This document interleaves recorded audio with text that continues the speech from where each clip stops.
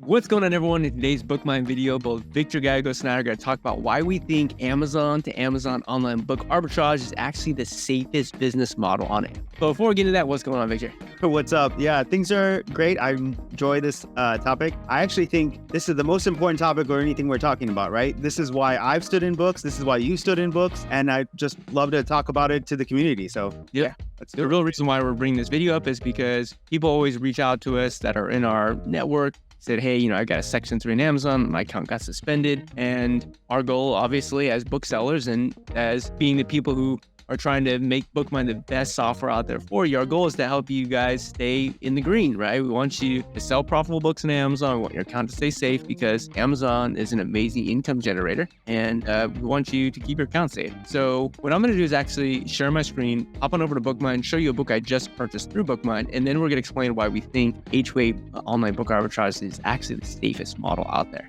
Let's go. All right, Victor, so we're over here on BookMine, and I just came across this Milton Avery book, The Late Paintings. You can see that the used price is currently $33. Right down here, looks like this book's price generally over the last year is at least $50. That was like the lowest used price over time. And interestingly about this book is if you kind of zoom out to 2018 to 2022, this book's used price, the lowest used price has generally been well above like $70, even the $80 range. And you can actually see periods of time where the lowest price in Amazon is in the 160s. We are today at an offer count that's quite low. And you can see how I just purchased it. Actually, the book price just went down, went down to 26, and I purchased a copy, and now it just went back up into the 50s, $48 plus shipping. But what I want to do is actually show you the Amazon listing. So there's actual proof that I purchased this on July 29th of 2024, which is when we're recording this video. Now, Victor, when let's say someone gets called out for a book, let's say it's a counterfeit book, let's say it's an IP complaint, Amazon is going to request what from you to make sure that you're a legitimate seller? The main thing they're going to ask for is an invoice. They're going to ask you, okay, where did you buy this book from, or what did you buy this item from, so that we can see that it's a legitimate purchase. And lots of times, most people are buying things off of eBay or thrift stores, and so they really don't have an invoice. So it's really tough to get their accounts back, and it's really difficult to work with them. And honestly, I feel really bad when that happens. I'm like, okay, you're gonna have to work on it in a different way. You're gonna have a really good plan of action and things like that to get your account back. And even then, it's a couple of months of fighting back and forth. Yep. And the way that we could actually see whether or not we have an invoice if you buy at Amazon is just to click view this order. Mm-hmm. And you notice that when you click view this order, you've got kind of a snapshot here of information, your shipping address, the credit card that you used, the order total, the actual image of the book. But actually up here right above the cost, what do you see here, Victor? It says view or print invoice, right? View invoice. That's the key part right there is print invoice. And so you can click on that. Here's your invoice. Here's what Amazon is asking you for. And so we're in the clear, we're in the green because we actually bought this off of Amazon. And so this is why we really honed into Amazon to Amazon flipping. Yep. Right? There's the invoice. Amazon says, hey, we think this is a counterfeit book. You go, oh, really? Well, I purchased it on Amazon from you. Are you selling me counterfeit books? Mm-hmm. I would hope not. And so the idea is that you can print this page to your records, you can turn it into a PDF, you could submit it. And, while I've never personally had to do it because I've never had to necessarily submit an invoice, nor have you, this is what, I don't see what else they'd be asking for. That it actually literally says invoice right there. Yeah, multiple people have reported that this has been successful for them. By printing out the Amazon invoice and sending it to Amazon, they clear their account within that day. So this is one of the main reasons why I source on Amazon, to keep my account safe and to keep my keep selling. In the 7 years I've been a bookseller, I've never got my account suspended or anything like that because I've been sourcing Amazon to Amazon flips and stuff like that. And that's why we both kind of honed into that. Yep. Now, earlier on in my career when I was bookselling, when I was buying a lot of textbooks on college campuses, buying textbooks from Facebook Marketplace, you clearly don't have an invoice there. You're literally just showing up and handing someone cash. There's no transaction history. And back in 2020, when I got caught with potentially some counterfeit books, I got test bought out by, a law firm. They basically said, hey, these 3 textbooks are counterfeit, shows invoice.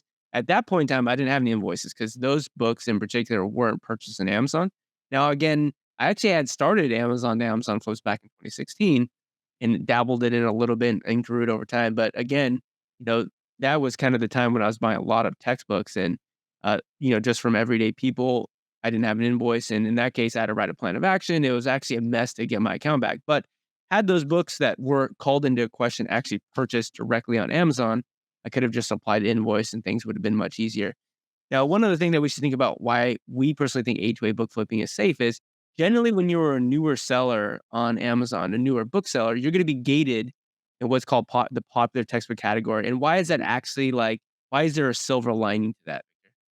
Yeah, a lot of new sellers come on board thinking I just need to get engaged in books or in other like popular books, and that's how I'm going to make money off of books.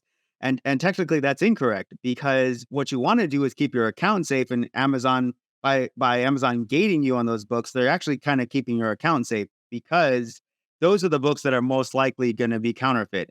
So actually, they're doing you a favor as a new seller. You're coming in, you're not being able to sell those books. Good, the only, come in and sell the books you're able to sell. That's a way to kind of like grow your account, grow your business. And then from there, we haven't even talked about Book Run, the counterfeit checker. Right. It's also something you kind of need to check. So doing both of those, right? The Amazon flip. So you have an invoice and then also running all the ISBNs that you have through the Book Run ISBN checker, basically to see whether or not the book could possibly be counterfeit or not. By doing both of those, that's all I've done in the 7 years. And like I said, I have never gotten, suspended or even an IP complaint. So Yep. it just happens to be really safe if you do those two things.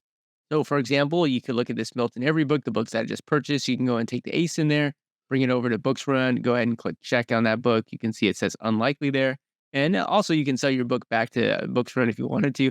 Looks like it gets sold back for 1084. Potentially, there's some opportunity to flip from Amazon to Books Run, although it might be a little bit difficult. But in any case, the likelihood here is unlikely. So, let's just kind of review some of these steps here, Victor, in terms of keeping your account safe. One, if you're doing the A2A book, the A2A online book arbitrage model, whether that's, buying books directly using Keeple or buying them using BookMine, the best Mhm. online book arbitrage software out there in the market, Exactly. Yep. right? If you're buying the book directly on Amazon, you have an invoice. You can print it out. If there's ever a question, say, I bought it from you, Amazon. Here is the exact invoice Here's the invoice that you're asking me is for. the invoice that you Yep. provided me. I just So bought it right here. Here you yeah, go. you have that. You have you're covered there. The other thing is do your due diligence. Make sure that whenever you're buying a textbook specifically, especially if it's a very popular textbook, in other words, it has a great sales rank. See a lot of those green sales rank drops, or you see, very, very sharp U during the textbook season. Definitely all those textbooks, run them through the Books Run counterfeit calculator. Make sure it says unlikely. What should somebody do if it says likely or very likely to be counterfeit? I mean, because we're able to be so picky and what we purchase, basically just go to the next book. When you Yeah. see a book that is likely or highly likely, pass on it, right? And if you Yep. end up having to get that book in your inventory by accident, it got to your house and you now checked on it and it's counterfeit likely, don't even sell the book. Just, Yep. dispose of it actually Yep. because you don't want to risk your account. Think about that you have 1,000 books in your inventory and one book could shut your account down. So Yeah. it's not worth the risk. Just get rid of the book. And I Yeah. I think you agree, Joji. Yeah, absolutely. Right. Amazon has been an amazing wealth generator for both of us. I mean, Mhm. both Victor Gallegos and I are financially independent now, largely due to Amazon, right? This Right. ability to, from home, have a very profitable online book arbitrage business and make quite a bit of money and then invest in other assets. Victor has some real estate and some stocks. I have some Yep. stocks. So, the goal for us is always to use Amazon as an amazing wealth income generator and then just transfer that to other assets that we have more control over. And I think that's also an important thing that we should talk about is that, long term, like definitely in the beginning when you're getting started, if you don't have a ton of capital, like you probably should be spending the majority of that capital to get things rolling. But once you get to a point, Victor, where you're actually making some pretty good money, you should also be thinking about, diversifying your assets and using the money you get from Amazon to maybe invest in real estate, invest in, stocks, or at least save some money so that you have a little bit of a nest egg outside of Amazon. In Yeah, any, don't put all your eggs in one basket, as they say, right? So yep, exactly. You want to have Amazon is just part of your portfolio, right? right, You also want stocks and real estate or anything like that where you can kind of control that. yep. That's the best thing out there. So yeah, for both of us, Amazon represents a part of our financial picture, but not everything. Yep, absolutely. So we hope you guys found this incredibly helpful. We think online book arbitrage, A2A, Amazon to Amazon online book Yep. arbitrage flips using BookMine is the safest way to keep your account safe because of the fact you can easily print an invoice if you did purchase the book on Amazon, which you cannot say for products that you bought, let's say, on other websites. Or, I mean, I guess potentially they could provide you with an invoice, but this is actually directly coming from Amazon. So, it's Yeah. on their I website, mean, it's it's on their platform. There you go. exactly. Yeah, they can go to their own database and look for that same exact invoice you gave them. They can verify that, yeah, that's my invoice. It's not counterfeit. It's like a counterfeit invoice. And a cool thing about Amazon, they even keep like invoices for like the last 10 years. You can go back 10 years and find your a book that you bought that long ago. So yeah, it's just perfect. And so Amazon to Amazon flips, like we both said, we both think it's the safest way. Awesome. Hope you guys enjoy it. Make sure you guys watch the BookMine Academy. It's a 23 video long series. As of right now, it's probably going to be larger if, sometime in the future, but go watch that playlist if you're sort of new to online book arbitrage. But we hope this video is incredibly helpful for you, and we'll see you on the next one. Bye. Bye, guys.